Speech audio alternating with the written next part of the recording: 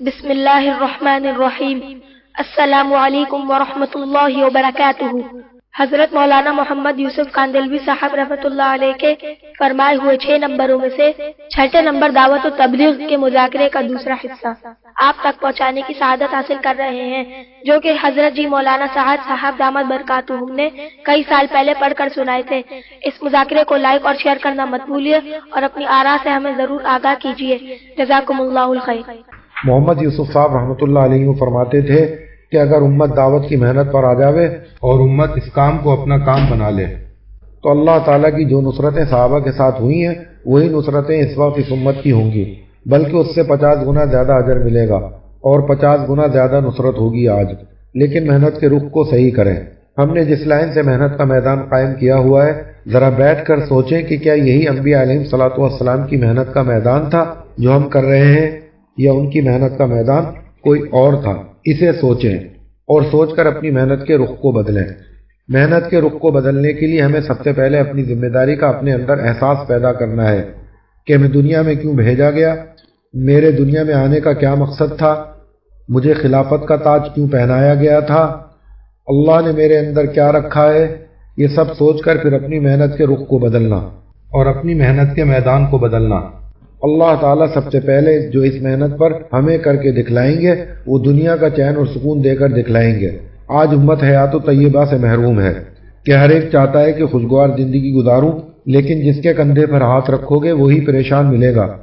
ہر ایک اپنے مسائل میں الجھا ہوا، کوئی قرض دار، کوئی بیمار، کسی پر مقدمہ، کسی کی زمین، کسی کا مکان، کسی کی دکان، ہر ایک کسی نہ کسی مسئلے میں الجھا ہوا ہے۔ لیکن محنت وہی غلط راستے کی ہو رہی ہے، حالات کو حالات سے بدلنے کے چکر میں اور حالات کو حالات سے بنانے کے چکر میں یہ بیچارہ اپنی محنت کو بڑھائے چلا جا رہا۔ اتنا قابل رحم ہے اور اتنا قابل ترس ہے یہ انسان کہ ایک ایک کو پکڑ کر جناب رسول پاک صلی اللہ علیہ وآلہ وسلم نے اس کو مسائل کے حل کے لیے مسجد والا بنایا تھا کہ تیرے مسائل کا حل اعمال ہیں، لیکن یہ مسجد کی محنت سے تو ایسا بھاگے کہ گویا اس محنت سے اس کے مسئلے کا کوئی تعلق ہی نہیں، کہ چلو دکانوں پر اور چلو کارخانوں میں اور چلو کھیتوں پر، وہاں مسائل حل ہوں گے۔ میرے دوستو بزرگوں، امت کی جہاں محنت لگ رہی ہے وہ مسائل کے پیدا ہونے کا راستہ ہے، اور جہاں امت کی محنت نہیں لگ رہی ہے وہ مسائل کے حل کا راستہ ہے۔ انبیاء کا راستہ مسائل کے حل کا راستہ ہے، اور انبیاء کے خلاف جو محنت کا راستہ ہے وہ راستہ مسائل کے پیدا ہونے کا ہے۔ اس لیے آج مسائل حل نہیں ہو رہے ہیں، بلکہ مسائل اور کھڑے ہو رہے، مسائل اور بڑھ رہے ہیں۔ آپ حاکموں سے پوچھیں اور تاجروں سے پوچھیں، جو مسائل کل تھے کیا وہ آج کے دن حل ہو گئے، یا جتنے مسائل کل تھے ان میں اضافہ ہوا ہے؟ جتنی چاہے دوائیں بناؤ، جتنے چاہے ہتھیار بناؤ، جو چاہے کرو، چیزوں پر نہ کبھی اللہ نے فیصلہ کیا ہے نہ کبھی کریں گے۔ اس لیے میرے عزیز و دوستو بزرگوں، ایک قربانی کی وہ سطح ہے جس پر اللہ رب العزت نے تبدیلی کے وعدے فرمائے، اور صحابہ کرام کے زمانے میں ان قربانیوں پر تبدیلیاں مشاہدے میں آئیں۔ ایک قربانی کی وہ سطح ہے جسے ہم اپنے لیے طے کر لیں۔ حضور اکرم صلی اللہ علیہ وآلہ وسلم و صحابہ کرام جس طرح نمونہ اعمال میں ہیں، اسی طرح وہ نمونہ ہے حقیقت کو پانے کی محنت میں بھی ہے، اور وہ قربانی کی سطح متعین ہے جو قربانی کی سطح دائی کی ہونی چاہیے۔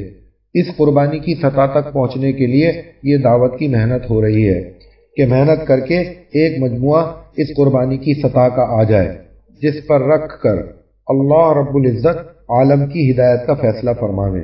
میرے دوستو عزیز و بزرگوں، ایک تو اس کام کو عمل سمجھنا، دوسری طرف اس کام میں بصیرت کا تقاضا کیا ہے۔ اس کام پر بصیرت کا تقاضا یہ ہے کہ اس کام کو سوائے نبوت والے کام کے علاوہ اور وجہ سے نہ کیا جائے۔ انا ومن اتبعنی کا یہ تقاضا ہے کہ جس بصیرت پر میں ہوں اسی بصیرت پر میرے اتباع کرنے والا ہو۔ آمن الرسول بما انزل علیہ والمؤمنون، جس طرح ایمان والوں کو نبی یقین کرنا ضروری ہے، اسی طرح نبی کو بھی اسی کا حکم ہے کہ وہ اپنے کو نبی ہونے کا یقین رکھے کہ میں اللہ کی طرف سے بھیجا ہوا ہوں۔ اس بصیرت کے بغیر استقامت نہیں ہوتی۔ وجہ عمل کیا ہے؟ کیوں کر رہے ہو؟ سب کر رہے ہیں اس لیے کر رہا ہوں، یا یہ کہ میں نے ذاتی طور پر اس کام میں کچھ نفع محسوس کیا؟ میرے دوستو عزیز و بزرگوں، میں یہ عرض کرنا چاہتا ہوں کہ اس کام کو چاہے کوئی نہ کرے بلکہ چاہے ہر ایک اس کام کی مخالفت کرے، تب بھی ہمیں اس کام پر پوری استقامت ہونی چاہیے۔ یہ بصیرت کا تقاضا ہے کہ کسی کے اس کام کو نہ کرنے سے میرے اپنے اندر کام کو لے کر کوئی شک نہ ہو۔ یہ کام شک پر نہیں چل سکتا کیونکہ شک پر استقامت نہیں ہوتی۔ اسی لیے قربانی کی اعلیٰ سطح تک وہ پہنچیں گے جو اس کام پر بصیرت سے چلے گا کہ کام پر جو وعدے ہیں اللہ کی طرف سے، ان وعدوں کے پورا ہونے کا یقین، اسے بصیرت کہتے ہیں۔ میرے دوستو، اگر یہ یقین نہیں ہوگا تو نامعلوم کاروباری آدمی کو کتنے تقاضے ایسے پیش آتے ہیں جو انہیں لا کر ایسے حالات میں کھڑا کرتے ہیں کہ پھر یہ کہہ دیتا ہے کہ ان حالات میں کام نہیں ہو سکتا۔ میرے دوستو، ایک ہے اس کام کو عمل سمجھنا۔ دیکھو، اس کام پر اللہ کی طرف سے جو کچھ ملنے والا ہے دوستو، وہ مقصود نہیں ہے، وہ سب تمام کا تمام اللہ کی طرف سے موعود ہے۔ اللہ کی طرف سے اس کے ملنے کا وعدہ ہے۔ جو موعود کے لیے کرتا ہے، اس کی نگاہ موعود پر ہونے کی وجہ سے مقصود سے ہٹ جاتا ہے، پھر وہ اپنے عمل کو وعدوں کے بقدر جتنے کی اس کے اندر چاہت ہوگی اتنا عمل کر لے گا، لیکن مقصد کو پورا کرنے پر وعدے پورے ہوتے ہیں، اس سے اس کی نیت ہٹ جائیں گی۔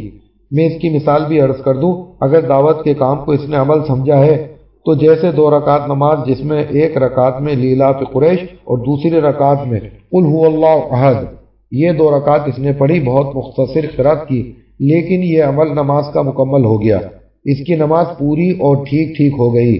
لیکن اگر کام کو یعنی اس محنت کو اس نے مختصر کر دیا یا عمل سمجھ کر، تو اسی طرح مختصر گشت ہوں گے، مختصر تعلیم ہوگی، مختصر ملاقاتیں ہوگی، مختصر نکلنا ہوگا، یہاں تک کہ پوری محنت عمل بن کر رخصت پر آ جائے گی، اور عزیمت جو دعوت کے ساتھ ہے وہ ختم ہو جائے گی، اور اعمال دعوت جو محنت کا نام ہے، یعنی دعوت کے تقاضے، وہ محنت سے عمل کی طرف آ کر پھر اس میں رخصت تلاش کی جانے لگے گی، اس لیے کہ رخصت اعمال کے ساتھ ہے۔ روزے دار کو سفر میں روزے کی رخصت، اور اسی طرح اعمالوں کے ساتھ فتوے کے اعتبار سے رخصت ہی رخصت ہے۔ اگر یہ محنت عمل سمجھ کر ہو رہی ہے تو اس میں رخصتیں ہم تلاش کریں گے، سہ روزہ میں، تعلیم میں، گشت میں، 2.5 گھنٹے میں، سالانہ نکلنے میں ہم رخصتیں تلاش کر لیں گے۔ اگر میرے دوستو دعوت آوے عزیمت پر تو اعمال میں سہولتیں ملیں گی کہ دعوت کے تقاضے پر نکلے اور عمل کا وقت آ گیا کہ پھر عمل کو آسان کر دیا گیا کہ جماعت کی نماز 2 جماعتوں میں تقسیم کر دی گئی۔ ہاں، دعوت کے تقاضے پر صلاۃ الخوف ملی ہے کہ ایک جماعت دشمن کے مقابلے پر رہے اور ایک جماعت نماز ادا کرے، پھر یہ جماعت دشمن کے مقابلے پر جائے اور مقابلے سے ہٹ کر نماز ادا کرے۔ نماز ایک ہی ہے، نماز کو نہیں تقسیم کیا ہے لیکن نمازیوں کو تقسیم کر دیا۔ یہ بھی نہیں کہ جنگ کا وقت آ گیا ہے تو نماز چھوڑ دو، یا نماز کا وقت آ گیا ہے تو دعوت کا تقاضا چھوڑ دو، ایسا نہیں، بلکہ دعوت کے تقاضے کی وجہ سے اگر عمل کا وقت آ گیا تو اس عمل میں تبدیلی کی اور اس عمل کو آسان کر دیا کہ صلاۃ الخوف دعوت کے تقاضے پر آئی ہے۔ جو اعمال کو زندہ کرنے والی محنت کریں گے ہم اعمال ان کے لیے آسان کریں گے۔ میرے دوستو، عزیز و بزرگوں، اصل میں ایک سطح ہے دائی کی اور ایک سطح ہے مدعو کی۔ ہر سال 4 ماہ لگانے والے اس کے ساتھ اپنی مسجد میں وقت بھی دیتے ہیں۔ یہ وہ سطح ہے جو امت کو اس کام پر لانے کی محنت کر رہی ہے۔ لیکن ایک سطح مدعو کی ہوتی ہے کہ وہ اپنی استعداد کے بقدر کچھ وقت دے گا، خود کام کرنے والے کچھ وقت دیں، یہ دائی کی سطح نہیں ہے، یہ تو مدعو کی سطح ہے۔ حضور اکرم صلی اللہ علیہ وآلہ وسلم اپنی والی سطح کے دائی ہیں۔ جیسے تاجر اپنی سطح کا دائی ہوتا ہے کہ تاجر کی اپنی سطح ہے اور گاہک کی اپنی سطح ہے، تو تاجر اپنی سطح پر جمع رہتا ہے کہ یہ چیز اتنے روپے کی ہے، اور گراہک کا تقاضا یہ ہے کہ تاجر کچھ کم کرے۔ یہ خلاصہ ہے تجارت کا۔ اگر دائی مدعو کی سطح پر اتر آوے تو یہ ایسا ہے کہ تاجر گراہک کی سطح پر اتر آیا، اب تاجر کا نقصان ہو جائے گا۔ میرے دوستو، اللہ کے یہاں جو ایمان مطلوب ہے، اللہ وہ ایمان لانے کا حکم قرآن میں دے رہے ہیں۔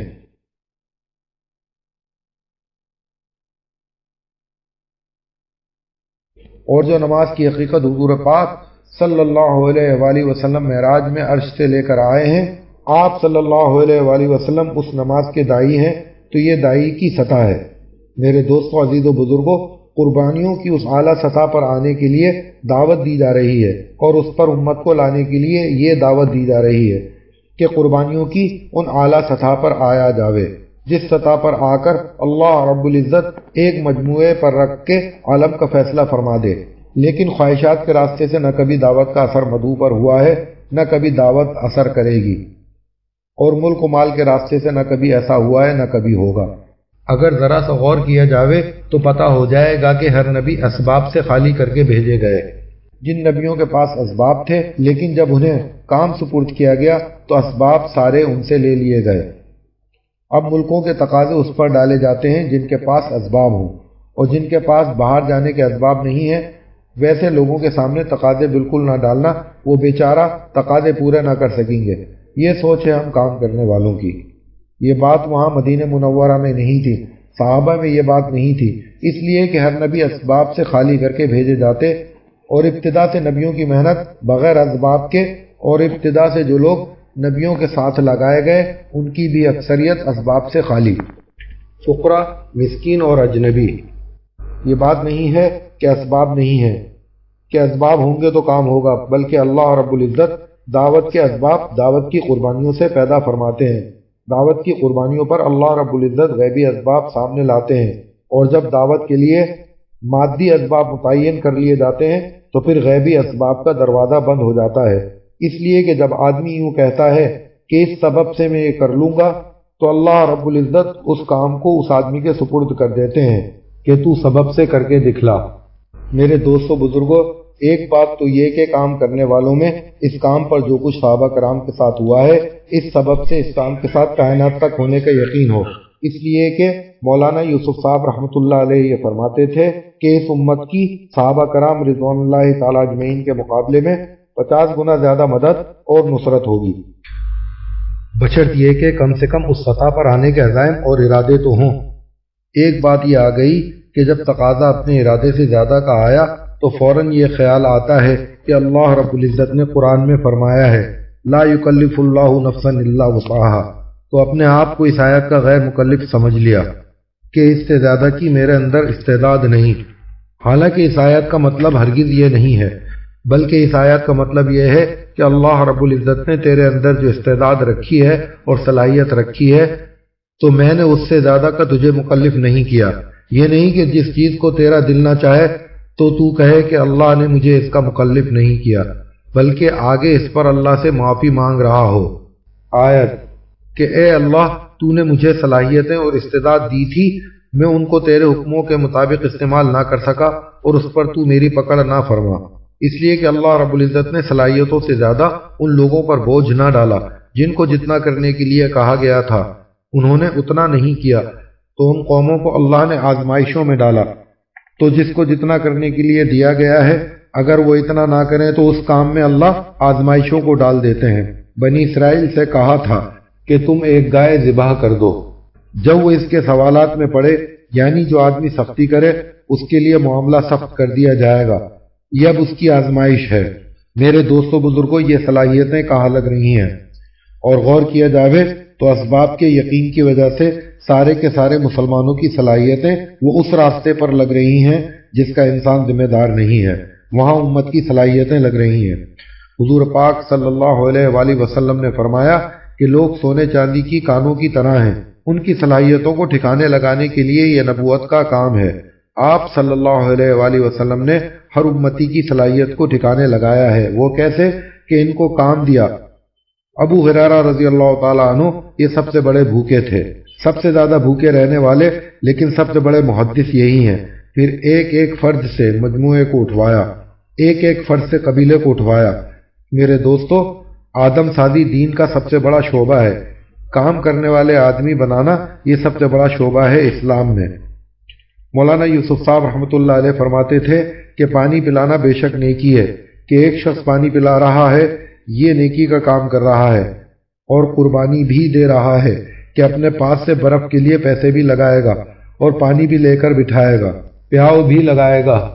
لیکن یوں فرماتے تھے کہ جو لوگوں کو پانی پلانے پر آمادہ کر رہا ہے وہ نیکیوں میں پانی پلانے والے سے بڑھا ہوا ہے، خود پانی تو نہیں پلا رہا لیکن لوگوں کو پانی پلانے کی ترغیب دے رہا ہے۔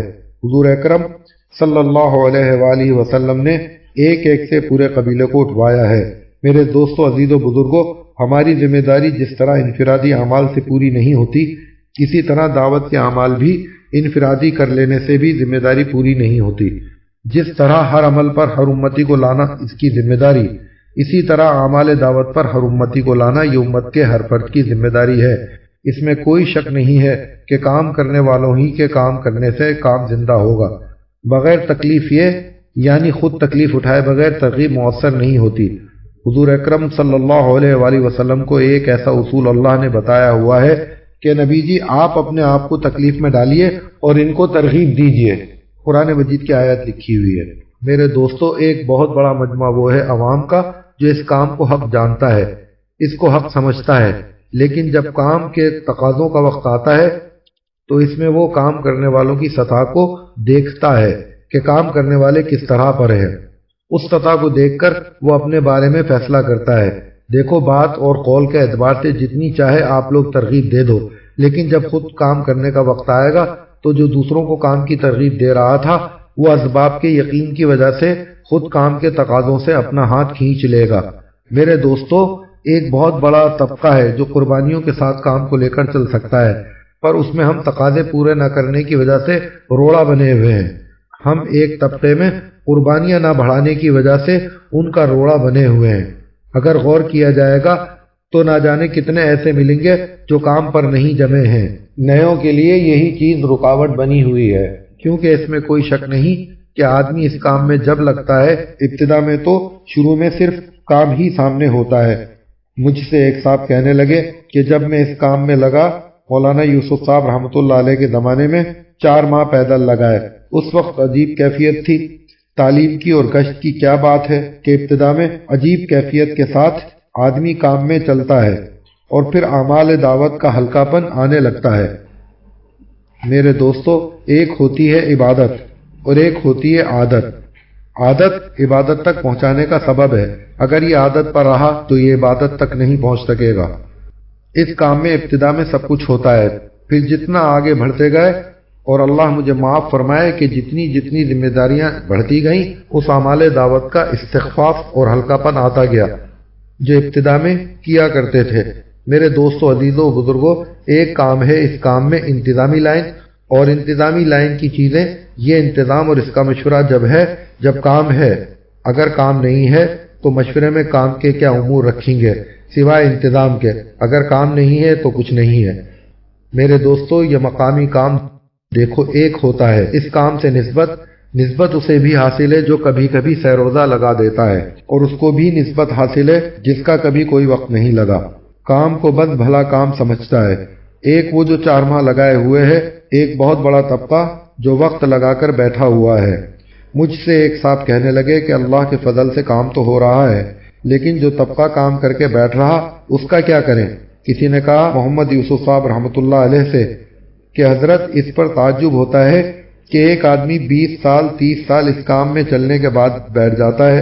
تو حضرت نے فرمایا کہ مجھے اس پر کوئی اتنا تعجب نہیں ہے، اس سے زیادہ تعجب اس پر ہے کہ لوگ اغراض کے ساتھ بھی اس کام پر چل رہے ہیں۔ تو وہ آدمی مجھ سے پوچھ رہا تھا کہ ایک آدمی اس کام میں لگنے کے بعد کیوں بیٹھ جاتا ہے اور اس کام میں لگنے کے بعد دوسرے کام میں کیوں چلا جاتا ہے؟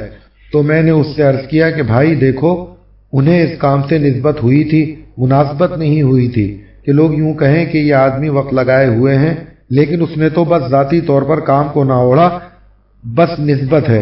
دیکھو، صرف نسبت سے کام نہیں چلتا، مناسبت سے کام چلتا ہے۔ اس لیے بصیرت کے بقدر اس کام پر استعمال ہوگا، ورنہ اعمال دعوت کا ہلکا پن آئے گا طبیعتوں میں۔ میرے دوستو، یہ تو ابتدائی کام ہے، مگر کسی مسجد سے کسی ساتھی کا اگلے تقاضے پر جانا بھی، ہم لوگ یوں سوچتے ہیں کہ یہ آدمی جب اگلے تقاضے پر جائے گا تو اس مسجد کا کیا ہوگا۔ اصل میں قربانیوں کی جس سطح پر ہمیں پہنچنا ہے، ہم اس سطح کی دعوت دینے سے گھبراتے ہیں۔ کیوں؟ اس لیے کہ ہم دعوت دے رہے ہیں امت کی سطح کو دیکھ کر۔ میرے دوستو، امت کی سطح کو دیکھ کر دعوت نہیں ہے، بلکہ دعوت کی سطح تو حضور پاک صلی اللہ علیہ وآلہ وسلم کی سطح متعین ہے۔ اس تک پہنچنے کا طریقہ یہ نہیں ہے کہ جیسا ماحول ہو ویسے دعوت دیجیے، بلکہ اس تک پہنچنے کا طریقہ یہ ہے کہ اس سطح کی دعوت دو جس منزل پر پہنچنا ہے۔ دائی اگر اپنی دعوت میں اپنی سطح سے نیچے اتر جاوے، یہ تو میرے دوستو انتہائی نقصان اور انتہائی انحطاط کا راستہ ہے کہ وہ نیچے اتر رہا ہے۔ دعوت پوری دی جاوے، پوری دعوت دیں گے، ابتدا میں 1/3 عمل ہوگا، پھر پوری دعوت دیں گے تو کام اور آگے بڑھے گا۔ لیکن اگر اس کی عمل کی سطح پر دعوت آ گئی تو پھر یہ بھی ہو جائے گا کہ کام کرنے والوں میں دو طبقے ہو جائیں گے۔ ایک طبقہ تو اتنی دعوت کا عادی ہو جائے گا جتنی کی امت میں استعداد ہے، اور دوسرا طبقہ یہ کہے گا کہ نہیں یوں کرو، یہاں سے محنت کے دو رخ بنیں گے۔ میرے دوستو بزرگوں، اس لیے عرض یہ ہے کہ ہم پوری اعلیٰ سطح کی دعوت دیں۔ دعوت دینے میں ذرہ برابر اسباب کا یا جس کو دعوت دے رہے ہیں اس کا یا اللہ کے کسی غیر کا تاثر اپنے اندر لے کر دعوت نہ دیں۔ اپنے اندر اگر اللہ کے غیر کے تاثر سے دعوت دے رہا ہے تو اس کی دعوت کی سطح وہیں گر گئی اور اللہ کی غیبی مددیں وہیں اٹھ گئیں، اس لیے کہ اللہ کے غیر کے تاثر سے اللہ کی غیبی نصرتوں کا دروازہ وہیں بند ہو جاتا ہے۔ ہم یہ سوچتے ہیں کہ ابھی تو اس کو دعوت اتنے کی دے دو، جب یہ ساتھ جڑ جائے گا تو پھر آگے کی دعوت کو دیں گے۔ یہ تو پہلی دعوت پر قربانیوں کا بھاؤ طے کرے گا، قربانی کی سطح طے کر لے گا۔ میں یہ اس لیے عرض کر رہا کہ ہر ایک اپنی تجارت، اپنے گھر، ملازمت، اپنی ساری دنیاوی مشغولیتیں جو اس کی ہیں، اس کے اعتبار سے ہر ایک نے کام کو اپنے و دنیاوی کاموں کے ساتھ سیٹ کر رکھا ہے۔ میرے دوستو، جب دنیاوی تقاضوں کی وجہ سے دعوت کے تقاضے آگے پیچھے کیے جانے لگے تو محمد یوسف صاحب رحمۃ اللہ علیہ فرماتے تھے کہ مجاہدہ ناقص اور اس ناقص مجاہدے کے اثرات بھی ناقص ہی مرتب ہوں گے۔ یہ وقت کی پابندی اپنی طبیعتوں کو بدلنے کے لیے ہے۔ پھر ایک طبقہ اس ابتدائی محنت سے وہ وجود میں آئے گا کہ اس طبقے پر جب جس وقت دن میں یا رات میں تقاضا ڈال دو وہ تقاضے پورے کرے گا، لیکن جو طبقہ اپنے کام کے ساتھ دعوت کو ملا کر جیسے تیسے ترتیب دے دے تو یہ بھی وہ طبقہ ہوگا جو ابھی دعوت پر نہیں آیا۔ پھر جن کے دعوت کے تقاضے ان کے دنیاوی تقاضوں سے مغلوب ہیں، یہ بھی عوام الناس ہیں اور یہ بھی مدعو کی سطح ہے، کیونکہ ہر مسجد کا ایک مجمع ہوتا ہے اور ہر مسجد کا ایک عملہ ہوتا ہے۔ ابھی تو مسجد کے عملے کے سہروزہ، مسجد کے عملے کی تعلیم، مسجد کے عملے کے 4 مہینے، مسجد کے عملے کے گشت، یہ چند ساتھیوں پر ذمہ داری ہے، ذمہ دار ہیں اور پوری امت کو اس محنت پر لانے کی نیت کیے ہوئے ہیں۔ ابھی تو ان پر محنت ہو رہی ہے کہ تم تو سہروزہ لگاؤ، تم تو 2 گشت کی پابندی کرو، تم تو 2.5 گھنٹے لگاؤ۔ دوسری طرف مسجد کا مجمع ہے جسے انعامال پر لانا ہے تاکہ وہ نبوت والی محنت پر آ جائے۔ میرے دوستو عزیز و بزرگوں، جس طرح نماز کی صفیں ہوتی ہیں اسی طرح کام کرنے والوں کی بھی صفیں ہوتی ہیں۔ ایک پچھلی صف میں آدمی آتا ہے، آخری رکعت میں آ کر شامل ہوتا ہے، اپنی 3 رکعت پوری کر کے واپس چلا جاتا ہے۔ ایک امام کی سطح ہے، ایک امام کے پیچھے والی صف کی سطح ہے۔ حضور اکرم صلی اللہ علیہ وآلہ وسلم نے فرمایا کہ تم میں جو عقل مند اور سمجھدار ہے وہ میرے پیچھے کھڑے ہوں۔ کیا بات ہے؟ بات یہ ہے کہ اگر کسی موقع پر کوئی تقاضا تم سے متعلق آ گیا تو امام بولے گا نہیں، صرف اشارہ کرے گا انگلی سے اور اپنی جگہ سے ہٹ کر ایک آدمی کو پیچھے سے اپنی جگہ بلا کر کھڑا کر دے گا۔ میرے دوستو، وہ طبقہ کہاں ہے؟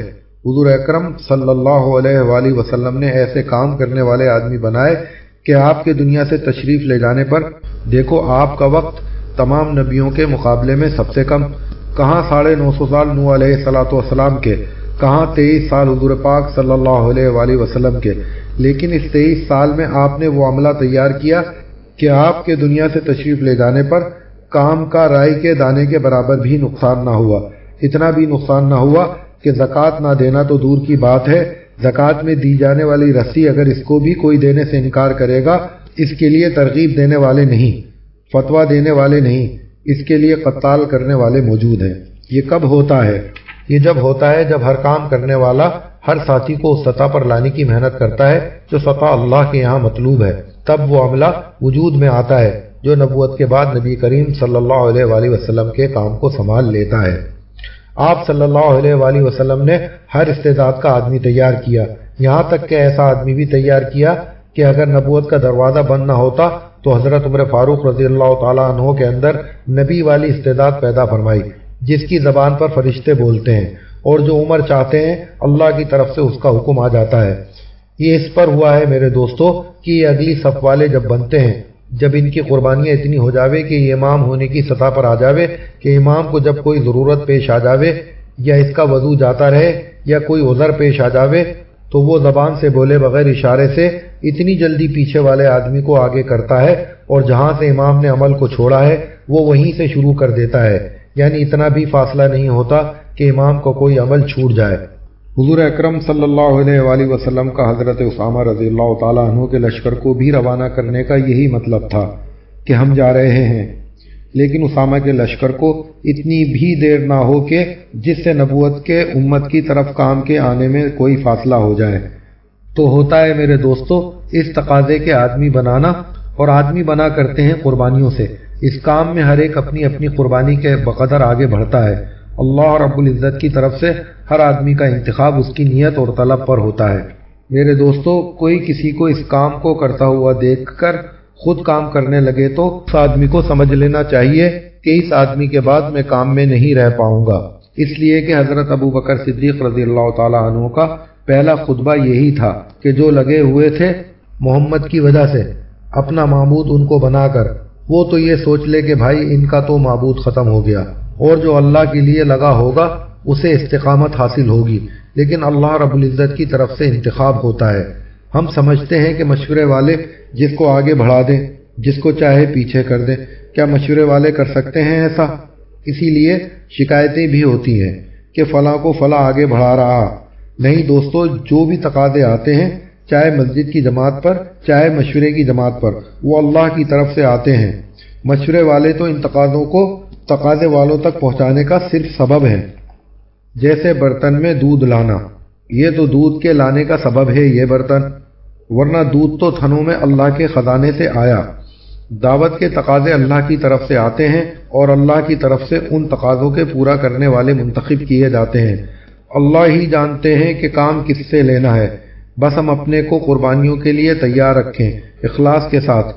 نہ تو ہم یہ دیکھتے ہیں کہ تم کون ہو، اور ہم کسی کے تھکنے کو بھی نہیں دیکھتے کہ یہ آدمی اپنے آپ کو کام میں کتنا تھکا رہا ہے۔ ایک آدمی نے دعوت کی خوب محنت کی کہ صحابہ کرام اس کی محنت سے متاثر ہو کر کہنے لگے کہ یا رسول اللہ، فلاں نے تو کام پر اپنی جان لگا دی۔ آپ صلی اللہ علیہ وآلہ وسلم نے فرمایا، تم لوگ تو کہہ رہے ہو کہ فلاں آدمی نے اپنی جان لگا دی، اور میں نے اس کو جہنم میں دیکھا ہے کہ اس نے ایک کرتا چرایا مال غنیمت میں سے، اس وجہ سے اس کو جہنم میں دیکھا ہے۔ میرے دوستو، صرف بھاگا دوڑی نہیں ہے، بلکہ اپنے اندر کے اخلاص سے اپنے آپ کو اللہ کے یہاں قبول کروانا۔ ابھی تو ہم قبول کروانے کی محنت میں چل رہے ہیں، یہ نہیں کہ جو مشورے میں بیٹھنے لگے وہ قبول ہو گیا، جو 2.5 گھنٹے اور سیروزہ لگانے لگا وہ قبول ہو گیا، یا تعلیم اور گشت میں شرکت کرنے لگا تو قبول ہو گیا۔ میرے دوستو، ایک صحابی حضور پاک صلی اللہ علیہ وآلہ وسلم کی وحی کو لکھتے تھے۔ حضور اکرم صلی اللہ علیہ وآلہ وسلم نے اس کام پر لگایا تھا انہیں۔ ان سے زیادہ قریب یا ان سے زیادہ غیبی نظام دیکھنے اور سمجھنے والا بھلا اور کون ہوگا، پر یہ وحی لکھنے والے بھی مرتد ہو گئے۔ یہ میں اس لیے عرض کر رہا ہوں کہ کام کرتے کرتے آدمی کسی ایسے مقام پر پہنچتا ہے کہ وہاں کوئی ایسی بات پیش آوے گی جس سے 20 سال 40 سال کام کرنے کے بعد بھی کام سے پیچھے ہٹ جاوے گا۔ کیوں؟ اس لیے کہ براہ راست کام کو نہیں سمجھا جس پر استقامت ہو جاتی۔ تو عرض یہ ہے کہ ہر کام کرنے والے کو کام پر بصیرت ہو کہ میں ذاتی طور پر اس کام کو نبوت والا کام حق سمجھتا ہوں، یہ چیز کام کرنے والے کو آگے بڑھائے گی، ورنہ کوئی چیز پیش آوے گی تو یہ کام کو چھوڑ دے گا، سیروزہ چھوڑ دے گا۔ کیوں؟ اس کا مطلب یہ ہے کہ سارے کام کرنے والے کی وجہ سے ہو رہے تھے۔ ایک آدمی سے اختلاف ہوا تو کام ہی چھوڑ دیا۔ اختلاف ہوگا انتظامی لائن میں، ہم چھوڑ بیٹھیں گے کام۔ اس لیے یہ اعمال دعوت یعنی اپنی مسجد کا گشت، اپنی مسجد کے 2.5 گھنٹے، تعلیم، مشورہ اور سیروزہ، اپنی ذات سے چلے 4 مہینے اس کو ہر ساتھی اپنی ذاتی ضرورت سمجھ کر کرے اور ہر امتی کو اس پر لائے۔ میں تو پوچھتا ہوں کہ بھائی یہ کام تم کیوں کر رہے ہو؟ اس کام کے کرنے کی وجہ کیا ہے؟ دیکھو جی، اگر صرف اتنی بات ہے کہ مجھے جنت مل جاوے، اب مان لو جنت بھی مل گئی اور جنت میں داخل بھی ہو گیا، لیکن سوال تو اس بات کا ہے کہ انسانیت جو جہنم کی طرف جا رہی ہے اس کا کیا ہوگا؟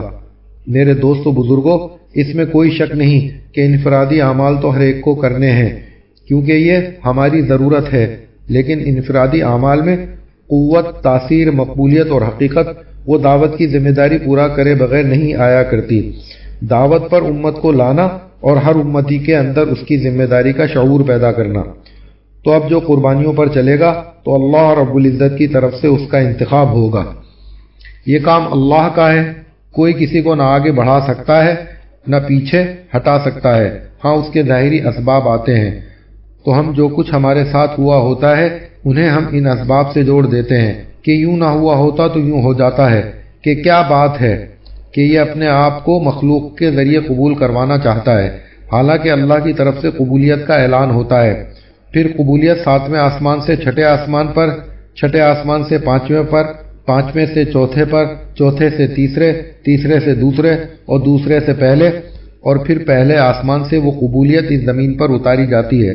میرے دوستو، کام اللہ اس سے لیتے ہیں جو تقاضوں پر خود کھڑا ہوتا ہے، یہ نہیں کہ کسی کے اصرار کرنے پر یہ تیار ہو۔ میں تو بار بار یہ بات عرض کرتا ہوں کہ بھائی مجمع کو کام سمجھاؤ تاکہ جو کام کر رہا ہے اسے کچھ تو خبر ہو کہ میں یہ کام کیوں کر رہا ہوں۔ کسی نے اپنے حالات سنائے تو کسی تبلیغی آدمی نے اس سے کہا کہ تم 4 مہینے لگا لو، تمہارے سارے حالات دور ہو جائیں گے۔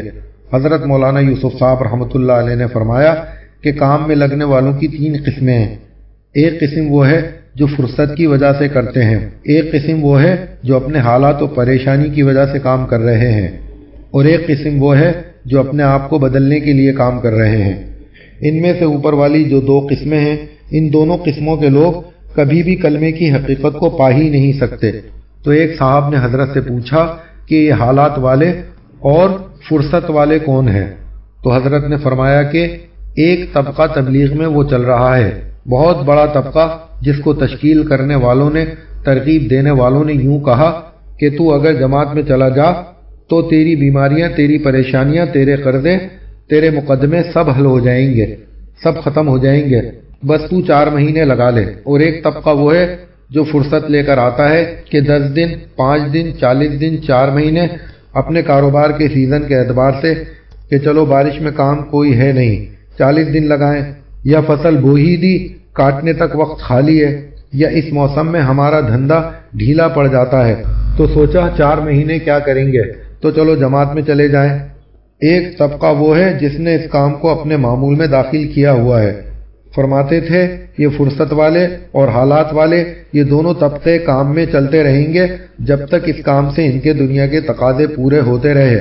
اگر ان لوگوں کے ذاتی تقاضے اس کام سے پورے ہوتے رہے تب بھی یہ کام سے گئے، اور اگر ان کے تقاضے اس کام سے پورے نہ ہوئے تب بھی یہ کام سے گئے، اس لیے کہ یہ وہ طبقہ ہے جس کو مقصود پر نہیں اٹھایا گیا، موعود پر اٹھایا گیا ہے کہ جو جماعت میں جائے گا اس کی کھیتیوں میں برکت ہو جائے گی۔ نہیں میرے دوستو، ہم اپنے مجمع کو ہرگز دنیاوی وعدوں اور دنیا کے مسائل کے حل ہونے کی بنیاد پر نہ اٹھاویں، ورنہ ایک طبقہ اس وقت وہ ہے جو اس پر چل رہا ہے، ان کو عقیدت ہے اس کام سے۔ دیکھو میرے دوستو، عقیدت اور ہوتی ہے اور بصیرت اور ہوتی ہے۔ عقیدت کے معاملے میں ایک بات عرض کروں جو امت کے اندر ایک بات عام ہے، وہ یہ کہ کسی کو کسی بزرگ سے عقیدت ہے، ان کے پاس آتے رہے، ان کے پاس جا کر اپنے مسائل رکھتے رہے، جب دیکھا کہ ان سے تو کوئی مسئلہ حل ہوتا ہی نہیں تو ان کو چھوڑ کر پھر کسی دوسرے بزرگ کے پاس چلے گئے۔ میرے پاس ایک صاحب نے خط لکھا کہ جب میں بہت پریشان تھا تو میں نے اپنے حالات ایک بزرگ کو سنائے، انہوں نے کہا کہ تم تہجد میں اٹھ کر دعا مانگو، تو میں نے تہجد میں اٹھنے کی کوشش کی لیکن میں تہجد میں اٹھ نہ سکا۔ پھر میں نے ایک صاحب سے کہا کہ میں تہجد میں اٹھ نہیں سکتا، تو انہوں نے کہا کہ تم جماعت میں چلے جاؤ، وہاں تمہیں تہجد میں ضرور کوئی اٹھا دے گا۔ تو میں جماعت میں گیا سہرودا میں، تو وہاں امیر صاحب نے اٹھایا تہجد میں، اٹھ کر اپنے مسائل کو اللہ سے رو رو کر مانگا، تو اب تک میرا وہ کام ہوا ہی نہیں۔ تو اس کی کیا وجہ ہے؟ میں نے اس پہ جواب لکھا کہ بھائی اس کی وجہ یہ ہے کہ تو اپنے دنیاوی تقاضے پورے کرنے کے لیے جماعت میں گیا۔ میرے دوستو بزرگوں، بات تو ذرا سخت ہے لیکن حقیقت ہے یہ کہ ایک تو اللہ کے یہاں ذرہ برابر بھی شرک نہیں چلتا، سارا عمل اللہ کے لیے ہو کر اگر ایک لمحے بھی عمل کا کوئی حصہ اللہ کے غیر کے لیے ہے تو اللہ کے یہاں سے سارا کا سارا اخلاص سے کیا ہوا یہ عمل ذرا سے بھی اللہ کے غیر کے لیے ہے تو یہ قبول نہیں ہوتا، بلکہ یہ عمل مردود قرار دے دیا جاتا ہے۔ یہ بات نہیں ہے کہ اللہ کے یہاں اتنا عمل قبول ہو جاوے جتنا میں اخلاص والا تھا، اور جتنے میں اخلاص نہیں ہے وہ قبول نہ ہو، یہ بات نہیں ہے، بلکہ عمل کے ٹکڑے نہیں ہوتے کہ اخلاص والا الگ اور اغراض والا الگ الگ کر دیا جائے۔ اگر عمل کے ذرے میں بھی شرک یعنی اغراض ہوگا تو وہ اللہ کی طرف سے پورا مردود ہو جائے گا۔ اخلاص کی ادنا سطح یہ ہے کہ عمل صرف اللہ کے لیے ہو اور عمل کے وعدے کا پورا یقین ہو کہ اللہ اس پر یہ دیں گے۔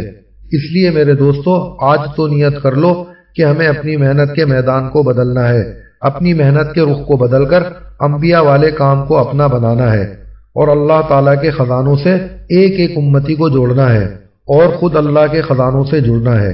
اس لیے اب نیت کرو 4 مہینے کی اس کام کو سیکھنے کے لیے اور زندگی بھر اس کام کو کرنے کے لیے۔ اس کے بعد گشت کا موضوع ہے۔ جزاکم اللہ خیر۔